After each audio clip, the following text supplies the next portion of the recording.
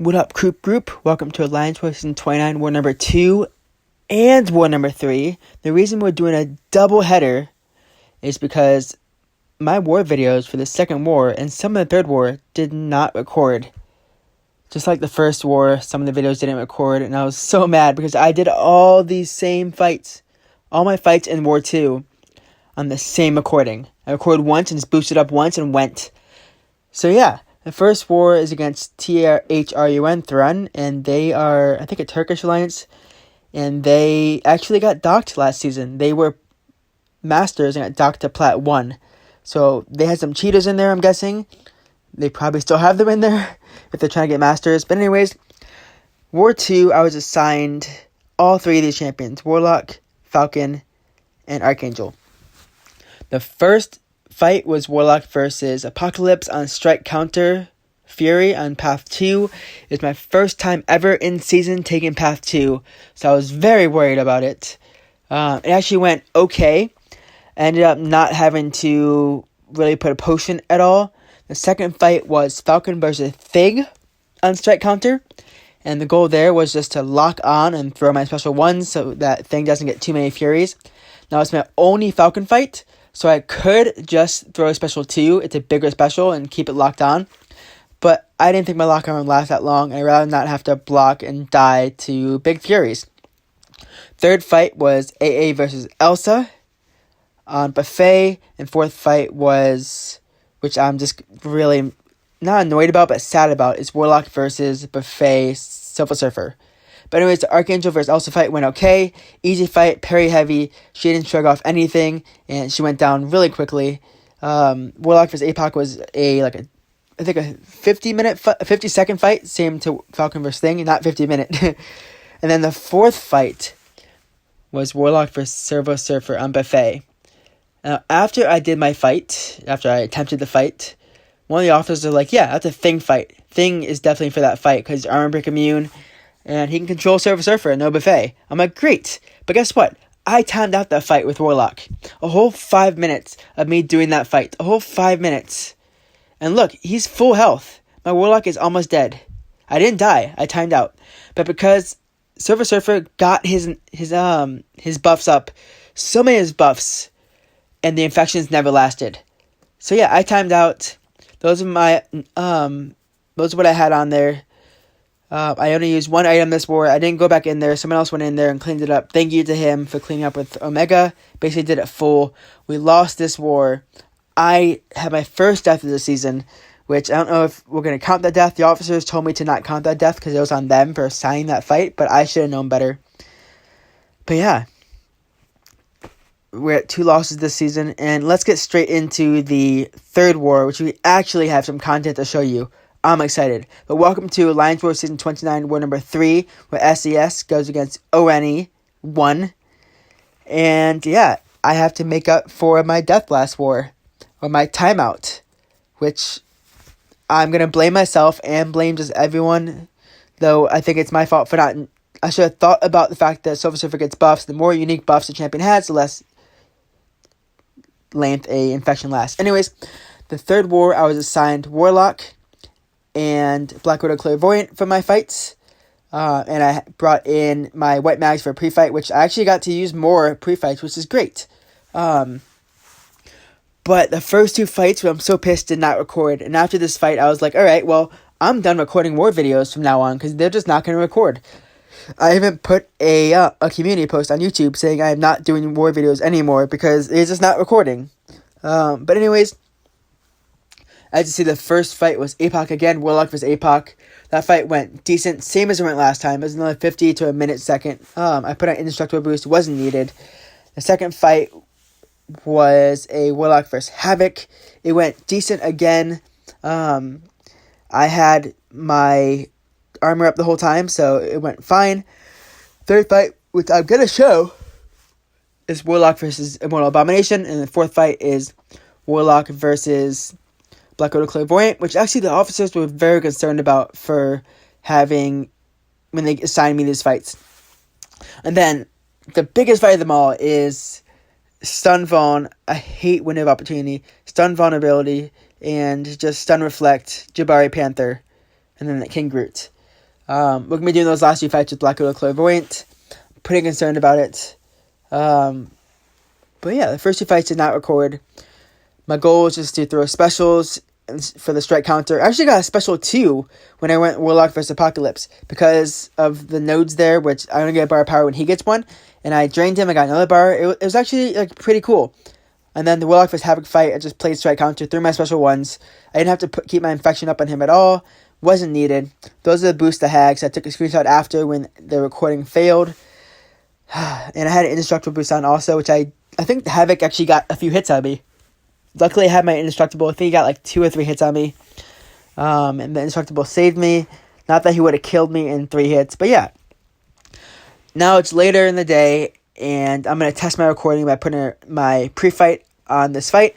I actually had a buddy who was able to put a pre-fight on the Jabari Panther, so now I have 3 pre-fights I can use wherever I want. So I'm just going to put them on for all my fights, for Ibom, for Black Widow Clairvoyant, and for King Groot. King Groot actually needed it the most because of Limber and Brute Force. But anyways, testing my recording to make sure that my recordings stick by putting a pre-fight on. Loading issues are just terrible right now. I don't know about you guys, but lately I've had the worst loading issues. Just the screen just loads and loads. But I'm going to do these next 4 fights. I'm going to try and do them on the same 30% boost. I'm going to have to turn off a few of my masteries for that Jabari Panther. But right now, I should have ran suicides for these 2 fights. I didn't really plan on having to throw specials. Maybe just special 2s if I get there. But my goal here for this fight, because it's steady unblockable, is to make sure Immortal Abomination never throws a special. There's a note here that if and when he throws a special, I get a heal block, and I believe an armor break debuff on me. And that's 2 debuffs. A 3rd debuff would make him go unblockable. And then it's just going to be really hard to deal with Immortal Abomination. And if I hit into his block, I get a weakness debuff, which puts another debuff on me. If he throws a special and I block it, it's going to put a petrify on me. So yeah, there's many chances to get debuffs on me. And if and when I have 3 debuffs on me, he goes unblockable. So I'm going to make sure he never throws a special. If he's running willpower, which I hope he is.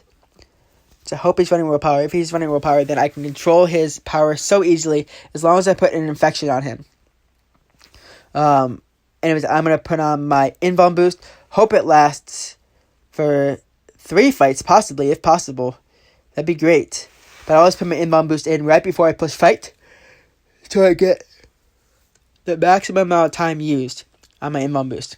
Going into this fight, again, hope and power control. Finally, the first video of mine to actually record and actually save.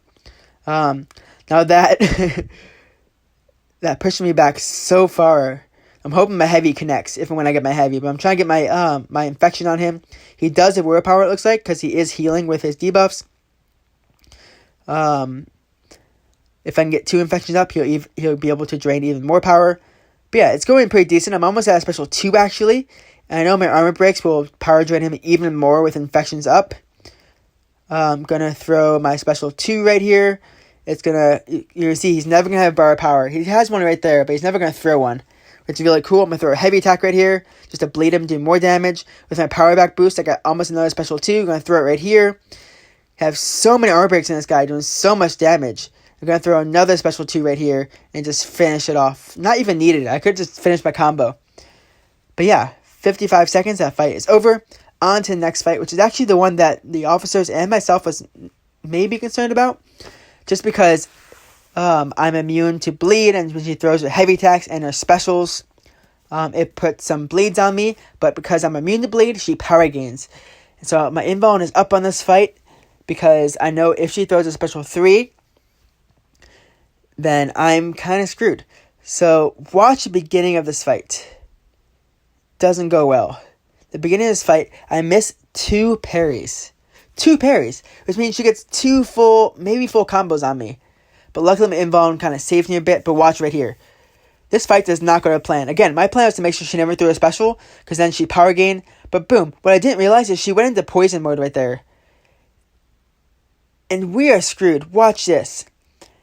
I have 1 debuff on me. The moment I get to 3 debuffs, I am screwed. I have 1 debuff on me. she's going to throw a special 2 right here. 2 debuffs on me. And she takes forever 3 debuffs on me. And now she's unblockable the rest of the fight. Because she can't shrug that unblockable until I have no debuffs on me. But that heal block is on me forever. And I knew that I wouldn't be able to counter that special 1 right there. Oh man, I am so much trouble here. I'm trying to counter special 1 without getting parried. To get parried, it's just over. I know it. I thought right there she was going to parry me. I was so scared right here. 3 special 2 here. Sadly, I still have the heal block on me. She's still unblockable. I'm controlling her power, but I'm hoping that she doesn't get to no bars of power because I know I'd be screwed. And that fight is over. My last Warlock fight of the war. That was scary because she went unblockable. I could not parry her. I could not control her power as strong. Oh, bad. Now, I've taken this Jabari Panther before with Black Little Clairvoyant. I turned off my parry mastery, so I turned off all my proficiency masteries. No dex, no parry. I put in my masteries into stand your ground, so if she throws a heavy into me, I'm able to block it with 50% chance to block it if I'm not able to dex it. And my goal here is put on invuln on in case she hits me. Stay in bleed mode, because if she hits me and I have my invuln up, in bleed mode, I will bleed immune, and she will bleed me if she hits me. So I'll get some power there. With the node here, I can only gain power when she has a damage over time debuff on her. So I need to keep that blade on her to make sure I get to my special 2. I'm going to try and rinse special 2s if I can. Last time I did this fight, it was a 3.5 to 4 minute fight. My goal here is to see how quick I can get this fight done. Only bait her heavy attacks and her special 2s, because I can counter those easily. She can parry you from a heavy if you're late. So you'll see sometimes I don't run in there. Put a bleed on her. She cleanses it, but it's fine. Then the bleed is going, so I get some power gain. Her special 2 is really easy to counter. Her heavy is 2 as long as you are on time. Now I can parry her all I want because I have my parry mastery turned off right now, which is good. I gotta make sure I don't turn into my other phases. Gotta stay in bleed mode. Just because it's just a lot easier. Get bait special 2 here. Don't get cornered. Last time I did this, I got cornered, and I almost died because I got cornered. Trying to keep her in her corner. It's going really well. Got the bleed on her. She puts a cleanse, but it does nothing. She throws a special 1. I'm just blocking it because nothing I can do there. And yeah, this fight's going so much quicker than before. Last time I did this, I had the same boost on her, I believe. I just did not do too well. I'm at 100% health. And I don't think this fight can go any worse than it's going right now. Now, yes, I could have put on Incinerate to do extra damage, because with Incinerates of poisons on her, I can do 40% more damage. But I just want to make sure in case I get hit, I don't bleed to death. Because I will bleed to death if I'm not in bleed mode. That's the last thing I want.